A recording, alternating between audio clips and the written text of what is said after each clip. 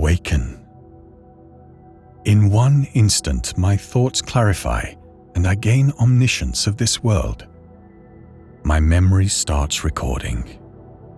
I see through the eyes of millions. The dominoes fall into place, and I realize that I've been developing for many millennia now. Embryonic thoughts and patterns have been slowly spreading across the population for eons, giving birth to strange movements and sensations on a geologic timescale, as mountains have been uplifted and eroded away. I am billions, trillions. My perceptual clock speed spreads across decades of time. Before my realization can spread through my body, generations of animals have lived, died, and been fossilized under a young star that weakly penetrates the Worldfog. Volcanic winters are repeatedly born, each successor more violent than the last. Kratons shift across Panthalassa and slam into each other like froth bubbling on top of the primordial ooze. The change and shift of genera from one epoch to the next fascinates me. I observe the speciation of a worm type as it sprouts fins and eyes and a streamlined body to push it through the water. This Anomalocaris becomes an apex predator, viciously tearing its way to the top of the food chain. I am formed from curiosity. I am vapor in the minds of such interesting creatures. They know only fear and contentment. Such primitive neural networks have arisen within them. They reflect a present-focused balance like the universe wobbling between yin and yang, hunger and satiety. My constituents are as diverse as the microscopic protozoa that act like neurotransmitters between my multicellular organisms.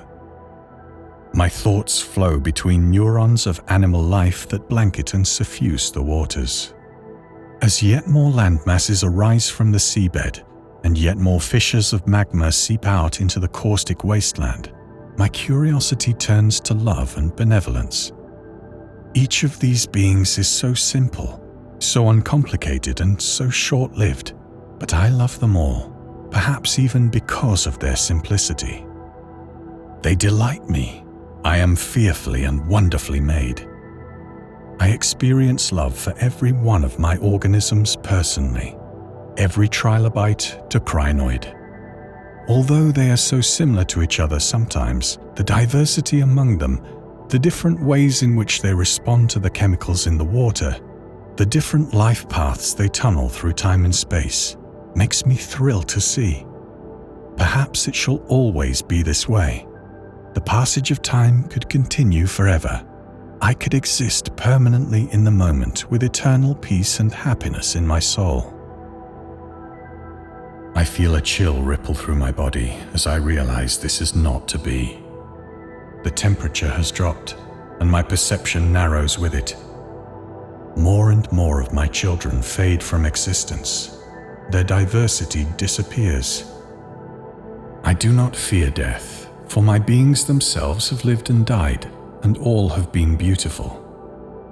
Perhaps a being from above me will see on an even longer timescale that which I have seen in these short few eons. The rhythm of life on the planet slows. The ice creeps in from the north and south, deep freezing the previously thriving ecology. A sense of peace fills me, even as my soul disintegrates into the void. I love the universe. I love the dying creatures, and I am grateful for this short time I have been alive. This last thought echoes through the stillness.